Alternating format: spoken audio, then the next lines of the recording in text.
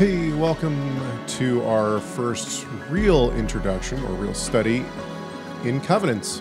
My name is Caleb Haig. If you're new to this channel or to this website, I want to welcome you and hope that you enjoy and benefit from this study. And thank you to everyone who supports this website. It really is a blessing to me, and I'm grateful that I'm able to do things like this. All right. This study has taken a life of its own. I've been reading pretty much for the past 24 hours with a short break to sleep. I have been diving into all sorts of different books and articles. It's been fun. It's been overwhelming. And one of the things that I finally had to do is I had to put all the books down. I had books kind of all around me and on my computer and everything, and I was taking notes. And I realized, like, I have to step back for a second. We have to start at the very beginning, because there are people who are going to come into this study who know me and know my theology and are just ready to go, and that's great. But we're also going to have people that might stumble upon this on YouTube at some point, or maybe people who are new to the website and are just starting to look into what covenants are.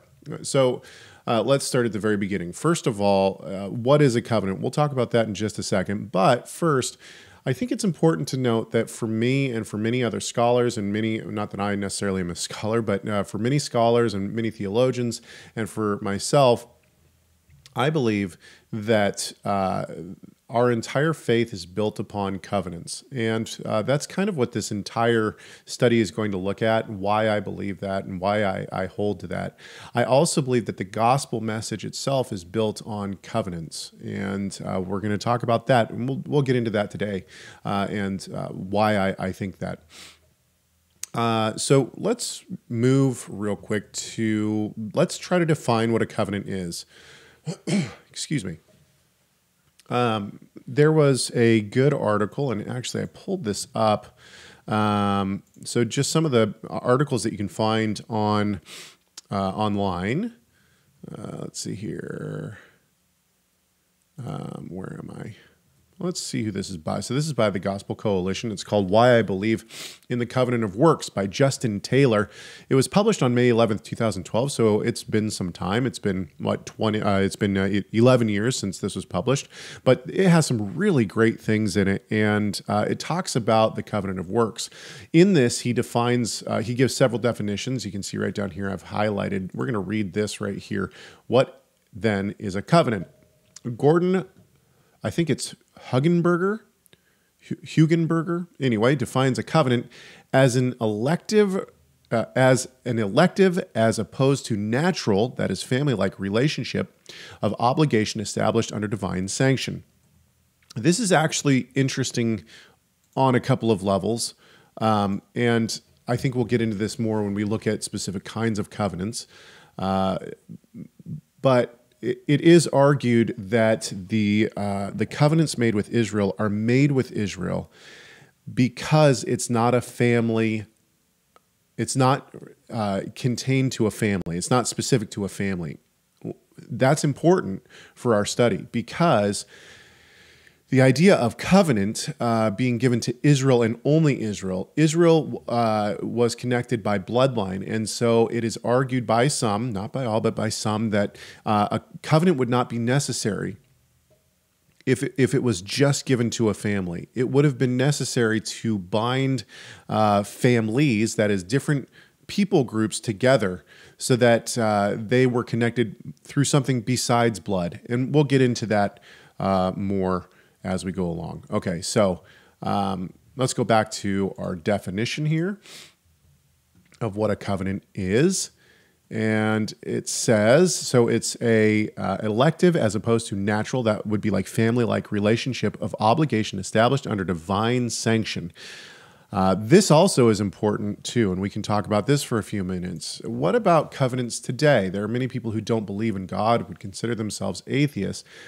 Do they then have what would be considered a covenant? Well, if we look at the covenants throughout history, and if we look at what we're going to look at today, which is the nature of covenant and how covenants first began, then I would say that no, there is a divine element that has to be present for it to be a legitimate covenant. And once we take the divine element out of that, out of the thing itself, then I think it loses some of what would be some of what makes it a covenant. Maybe we might have an oath or something to that nature. And through my recent studies, people have talked about how a personal oath became something that would be seen as a covenant later down the line as it was more and more established. Ultimately, I think the idea of not believing in any kind of a God or any kind of thing like that is much more foreign to the ancient world than it is today.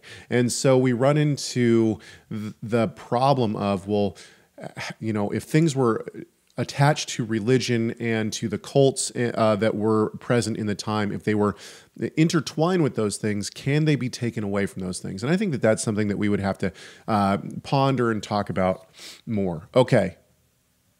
Let's keep going with our definition. So it says, he sees five, that is, Hugenberger sees five necessary elements of a covenant. Number one, two parties, one of who is also the divine witness. Number two, historical prologue of past benefactions. Three, stipulations. Four, sanctions. Five, ratifying oath or oath sign, and argues that all five are present in Genesis 1 through 3. So Hugenberger, and I might be butchering his name, and I apologize if I am, but Hugenberger believes that that all five of these stipulations are present in Genesis 1 through 3. And this is ultimately what we're going to talk about here in a few moments. Let's keep going with this. A simpler definition, which is complementary to Hugenberger's, is proposed by Ligon Duncan, who is a fantastic preacher and theologian for that matter. He says a covenant is a binding relationship with blessing and obligations. On either definition, it is clear that God and Adam were in covenant with each other, and the parallels between Christ and Adam in Romans 5 confirm this. Okay, so now we can move to kind of, I've put together my own definition of what a covenant is. A covenant is a relationship, and now I've based this on what we just read and on other things. So I have essentially two definitions. A covenant is a relationship formed between two parties that is divinely sanctioned and brings about blessing and obligation. Or a covenant is a relationship that is formed through a promise that binds two parties together. When God makes a covenant, he binds himself in relationship to someone or an entire people with a promise and the assurance that he will keep that promise. Some have argued that covenants are based on food and meals. We can kind of see this throughout Scripture. Meals, particularly we see this in like Genesis 26:30 and Genesis 31:54, where meals are partaken in order to solidify the covenant itself. But ultimately, I think what we need to focus on here is that a covenant is a relationship between two people and or parties that that bring blessing and have stipulations. We see this, I think everyone would probably recognize that this is perhaps seen most in our modern time in the covenant of marriage. And I would argue that marriage also has a divine element to it. So marriage should be between a husband, a wife, and God. It is not simply between a husband and wife, but marriage should be between a husband, a wife, and God.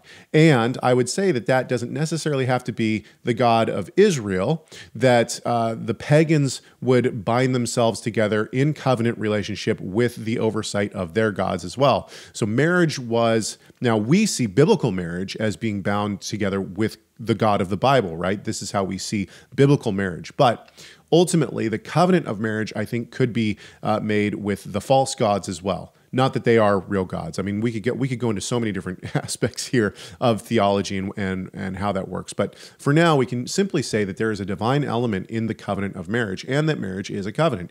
There are blessings that come if we maintain the relationship as promised, as agreed upon, and then there are downsides. There are what we could call curses if the covenant itself is broken, and if the covenant is broken, then that relationship is broken. Okay, so let's talk for a few minutes then about the covenants in the Bible. First of all, there are two main forms of covenants in the Bible. There are those that protect, and we're going to get into this in later sessions, but there are those that protect the servant, and we would see this. This is particularly called the Royal Grant Treaty. And then there are covenants that protect the master. This is referred to as a suzerain vassal treaty or a suzerain treaty, or you can look all this up. There's tons of articles. Actually, there's a great article on TorahResource.com that you can go look at by my father, Tim Hegg. It's called The Covenant of Grant. If you type in Covenant of Grant into the search engine, this is going to foreshadow a lot of what we're going to talk about probably in our next session, where we talk about various types of covenants in the Bible, the two main kinds of covenants, and how we're seeing all of the covenants, and how the biblical covenants can be seen as, I don't think model is necessarily the right word, because, and we'll get into this as well, but how they align with the biblical treaties that we find, or the non-biblical treaties rather, that we find in the Babylonians and the Hittites, the property markers and whatnot of the Grant treaties. Okay, I'm getting way ahead of myself. Can you tell that I've overstudied on this? So let's go back. We're going to look at, I found another article. I'm trying to give articles here that you can look up easily online, that you don't have to go to a library to find, that have some good, solid historical background and some references and things like that, and or that bring out the opinions that I think are prevalent among mainstream Christianity. And that's where we're going to go now. The next article that we're going to look at is by I Got Questions, which is a Christian website. And they give answers to commonly asked questions. What are the covenants in the Bible? Now, I am going to disagree with this article quite a bit, but that's neither here nor there. I think they do a good job of breaking down what I would consider to be a mainstream view of Christianity when it comes to the covenants. Let's just read the very beginning of this. They say the Bible speaks of 7 different covenants. I disagree on that number. 4 of which, Abraham, Palestinian, Mosaic, and Davidic, God made with the nation of Israel.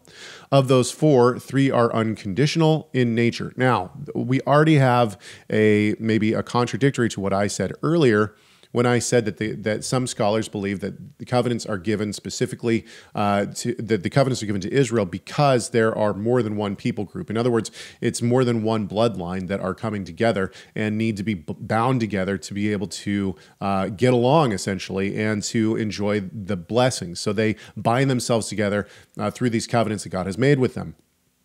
According to Got Questions, these covenants are there are certain covenants made with Israel. Now, I think I need to tip my hand. I'm going to tip my hand a couple of times here in this first video and give you a taste of kind of what's to come. I believe that we as Gentiles are attached to Israel. I believe in what my father has called enlargement theology. I think that we could come up with a better name than enlargement theology, but that's just what my father has called it.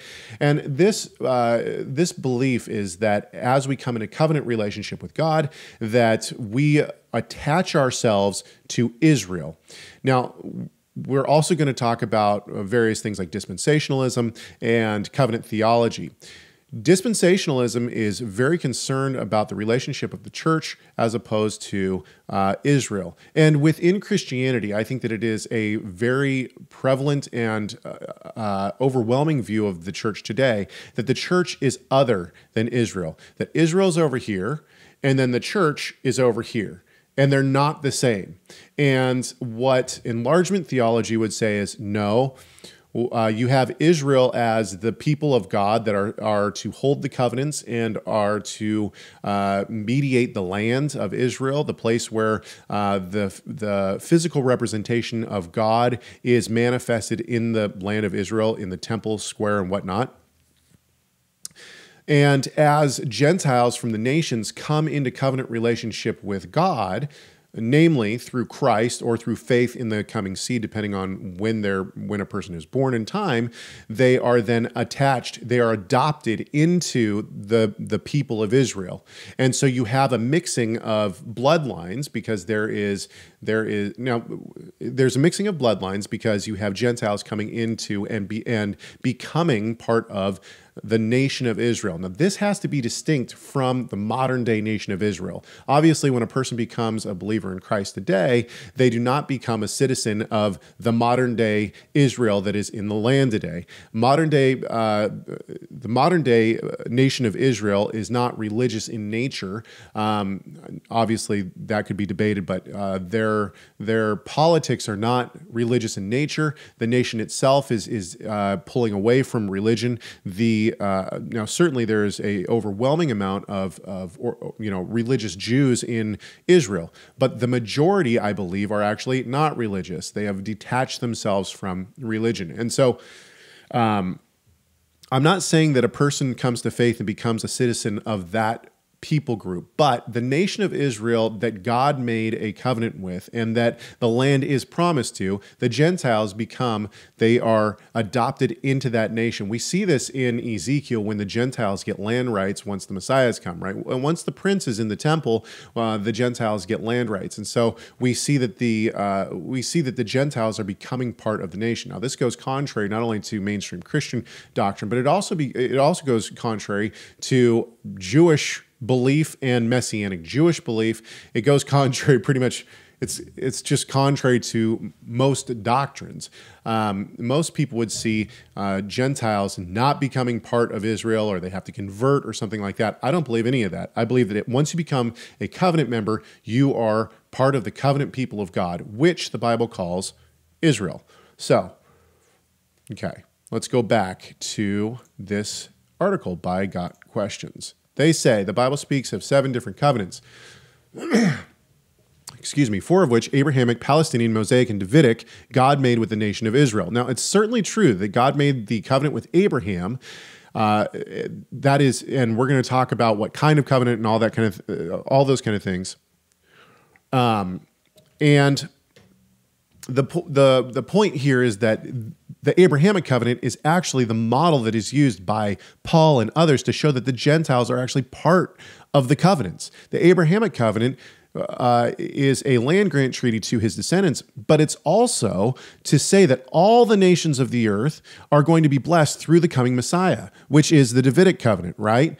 So God made with the nation of Israel. I don't think that I think it is with the nation of Israel, but I think that the Gentiles, it's not bloodline based. Israel is seen here as a larger group of people than just the descendants of Abraham, Isaac, and Jacob.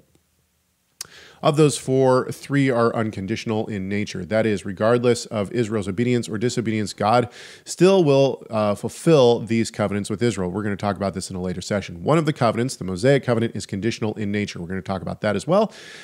That is, this covenant will bring either blessing or cursing depending on Israel's obedience or disobedience. 3 of the covenants, Adamic, Noahic, and New, are made between God and mankind in general and are not limited to the nation of Israel. I'm going to go ahead and disagree with this one as well. And the reason why is because certainly in you have the letter to the Hebrews, which has the biggest quote of the New Covenant. And then you have the New Covenant text in Jeremiah 31:31 and following. Let's go to that text real quick. Let me see here. I'm going to, I think I have this here.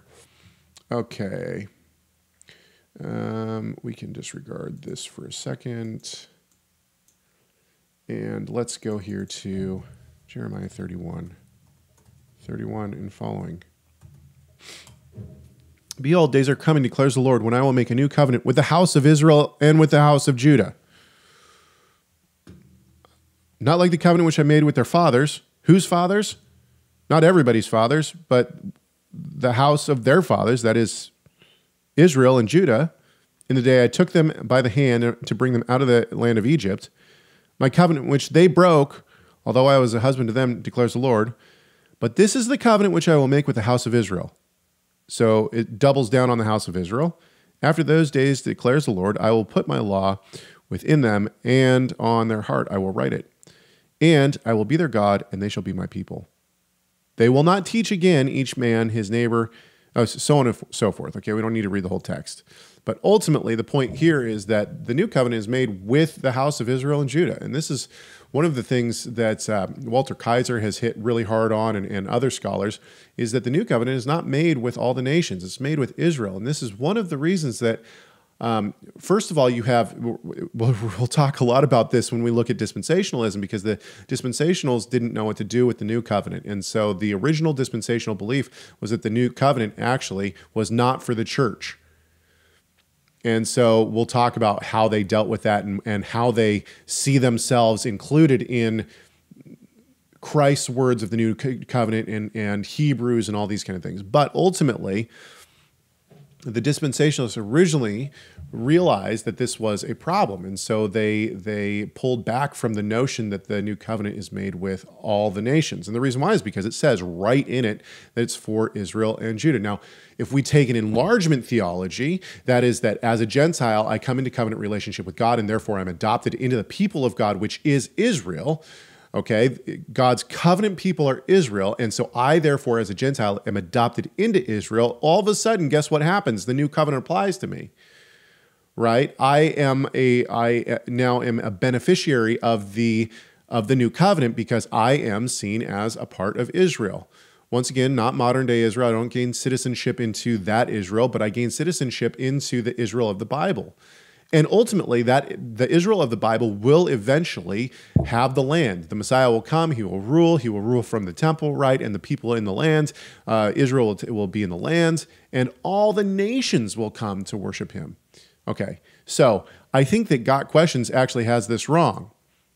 It's not all it's not all of that I think that they have wrong in this article. But let's look at the covenants as they see them. So they have the Adamic covenant.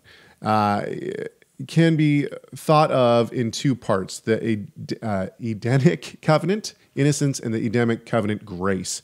And so this is ultimately what we want to talk about today. And I know that it's been a lot of setup to get here, but ultimately what we want to ask is there actually a covenant in the Garden of Eden? I'm going to tip my hat a couple of times and show you some of the things that I have thought about and some of the things that I believe when it comes to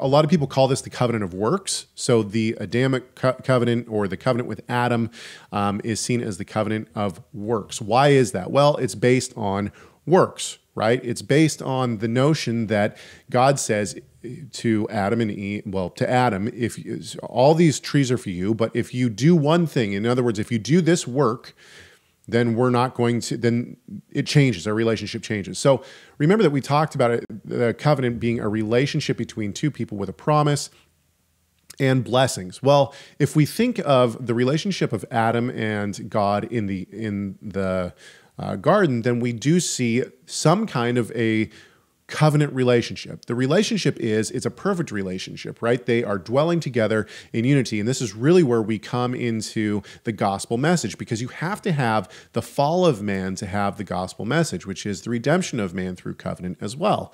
So man is in perfect relationship with God. The relationship there is the covenant aspect of it. They are in covenant relationship together. God knows Adam in a covenant sense. Adam knows God in a covenant sense. They are in unison and living together in harmony. Okay, there is a stipulation though. If you do this, then it will break that covenant relationship. It will break that relationship. Whether or not you want to call it a covenant relationship or not, that's up to you. There's no place in Genesis 1 through 3 where the relationship between God and Adam is referred to as a covenant. It doesn't say that God made a covenant with Adam. And so for many reasons, there's a lot of people who don't believe that this was a covenant relationship. It was just how things were. I actually do believe that this is referred to as a covenant in one place in the Bible, and we'll talk about that in just a second. This is where I'm going to tip my hat. So, let's see here. So, you have this idea of perfect covenant relationship, and let's just give me that for a second. Think of it like that: perfect covenant relationship between man and God. man breaks one of the stipulations or breaks something, he sins, he goes against this relationship, and this separates him from out of that relationship, and that man is no longer in that relationship with God. Okay, and so what do we do to get back into covenant relationship with God? There has to be separation. There has to be death or separation between God and whatever goes against that covenant relationship. And this is why Adam is now taken out of the Garden of Eden.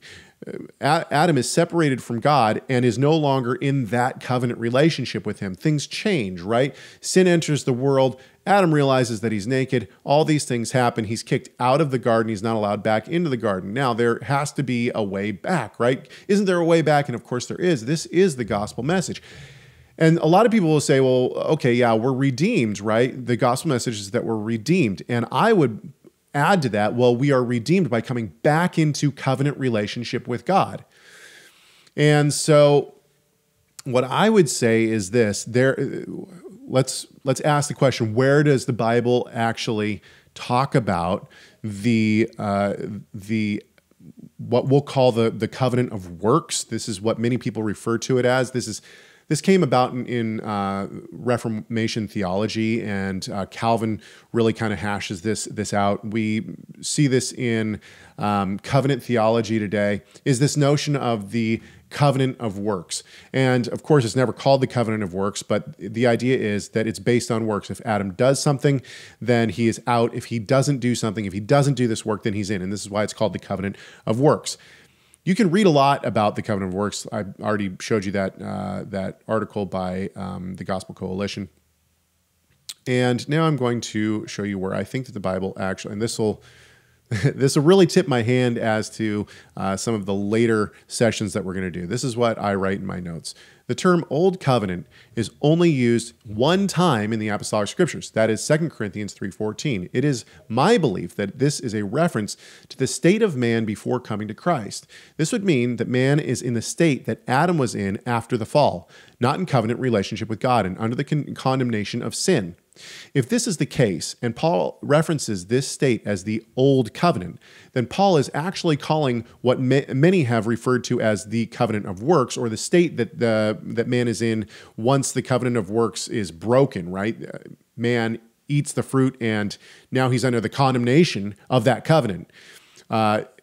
So if that's the case, if Paul is referring to this state, which we'll argue in a later session, as a covenant, then this is actually Paul referring to what many call the covenant of works today as a covenant. This would mean that the relationship that is shared between man and God in the garden is, in fact, a covenant. So there you have it. Kind of tipping my hand and showing you my cards. I believe that Paul refers to the state of man after being under the condemnation of the covenant of works as the Old Covenant, not as the Mosaic covenant. Now, we're going to look at all this because in that 2 Corinthians 3 passage, it talks about being in Moses. And so people are going to, I'm sure, push back and say, no, it's talking about what they're going to say is the Mosaic covenant, not the covenant of works. Okay, so let's go back to, let's just list our 7 covenants. We're going to wrap up here in just a few seconds. Let's list our 7 covenants that are seen by God questions and many Christians today, right? So we have the Abrahamic, the Palestinian. This is one that I disagree with here. We'll talk about that in just one second. The Palestinian, Mosaic, Davidic, Adamic, Noahic, and New. Okay, and not in that order, right? So the Adamic covenant, we already talked about that. That was in the Garden of Eden, and it is based on the idea that if Adam sins, then he is no longer in this perfect relationship, but rather he is kicked out of the garden. The Noahic covenant is the covenant made with Adam and all mankind, that he will never flood the earth in the way that he did in Genesis again. The Abrahamic covenant is the covenant made with Abraham. There's a lot of different things that go on in this covenant. Ultimately, it's a land grant covenant. That means that God promises the land to Abraham and that his descendants will have that land in perpetuity. And then God Questions adds the Palestinian covenant. This they find in Deuteronomy 31 through 10. Now, we'll talk about this as well, but I believe that Deuteronomy is It is a revised version or a covenant for the next generation after the people that come out of Egypt. It is the suzerain vassal treaty that God gives Israel to rule over the land that he promised them in the Abrahamic covenant. And so the idea that this right here, the Palestinian covenant, is a separate covenant, I don't buy that. I think that this Palestinian covenant is actually wrapped up in the Mosaic covenant. The Mosaic covenant is wrapped up in, we see it first given at Sinai to the first generation in Exodus, right? But then the second, that generation dies out because they actually don't accept the covenant when they come to the land. They wander, and then God gives them the ratified covenant or the ratified land treaty, and he does that, or the suzerain vassal treaty rather. He does that. If I'm saying words that you don't understand, it's okay. We're going to go over this in later. You'll understand all of land grant treaties and suzerain vassal treaties. We'll talk about all these. But ultimately, the Mosaic covenant is restated in Deuteronomy. Deuteronomy is the covenant, the land covenant, the suzerain vassal covenant that God gives to Israel as they come into the land. The Davidic covenant is wrapped up in all of it. It's wrapped up in the it's wrapped up in the Abrahamic covenant, it's wrapped up in the Mosaic covenant, and it's wrapped up in the new covenant. So the Davidic covenant is the covenant of the seed that's going to come, and we see this all the way back in Genesis, right? The ramification of what we'll for now call the covenant of works, is the ramification of that is that they are no longer in covenant relationship with God. And what's going to fix that? Well, the seed that's going to come that is promised to the woman and then promised to Abraham and then finally promised to David is promised in the Davidic covenant.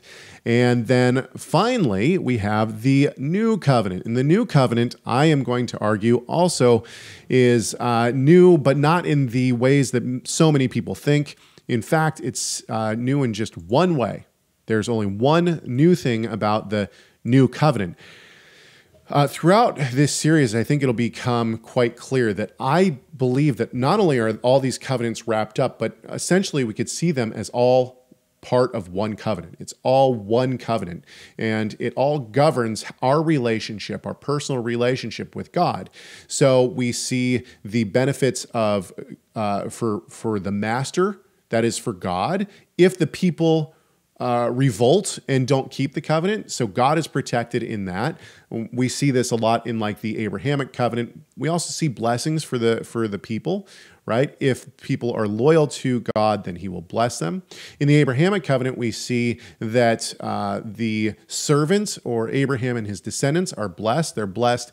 They're covered through this covenant so that God will be faithful to them and that his faithfulness shines through in the Abrahamic covenant. These ultimately work in tandem together. They are both together they cover both master and servant in this relationship. And then you have the Davidic covenant, which is going to actually allow these covenants to bring us back into this relationship with God. The new covenant, this one is the one that is really fun and interesting to me because I think it's the most misunderstood out of all the covenants. We're going to talk about my father did a whole teaching, what's so new about the new covenant. We're going to press on this a little bit. We're going to test this out. We're going to see what we believe is so new about this new covenant and how it differs from the other covenants. But for now, the thing I want to leave you with is this. Ultimately, our relationship with God is governed by covenants. And we will see that since the relationship ultimately, I believe, was a covenant in the garden, in that it was covenant relationship, okay? Since that is the case, the covenants that the nations are making with each other in the 14th, 13th, 12th, 11th century BCE, they are actually modeled after the relationship that God initially has with man. And so it's not that Israel is now leaning on the pagan nations to inform them in terms of covenant, but it's the other way around. The nations have pulled from the relationship that God had with man. They have now modeled their documents after certain things that have come first, and now we see that Israel does that as well. And so we have these covenants that now are guiding us and guiding our relationship with God, because they are the stipulations made from the covenants that God has made with man. So as we go through this, we'll start to pick apart different ones. Ultimately, let's go back real quick. I'm going to count these out real quick. So we have the covenant of works, but we don't really have, we don't see the actual covenant itself. Maybe I shouldn't say that. There's no place where the covenant is actually established in terms of like a written code like we would see in other places, but that would be one. So the covenant of works, Noahic covenant is 2, Abrahamic covenant is 3. I think the Palestinian covenant is part of the Mosaic covenant, so 4, Davidic 5. New covenant, I think, is actually part of all of these covenants. So I believe that there's actually 4. We'll say 5 if we include the new covenant. And then, of course, throughout the scriptures, in like 1st and 2nd Kings, 1st and 2nd Samuel, 1st and 2nd Chronicles, we see covenants made between kings and vassals and other things. We're going to talk about all of that as well. All right. I hope I didn't talk too fast. My brain's going a million miles a second, and it's going that way because I've just studied so much. I hope that this has helped you. I hope that you've gained something from it. If you have questions about anything that I've said, please write me. info@pronomian.com is where you can find, is where you can write if you have questions and things like that. I will see you in the next video. I'm not sure what we're going to talk about. We'll find out then. Yeah, I will see you in the next video. God bless.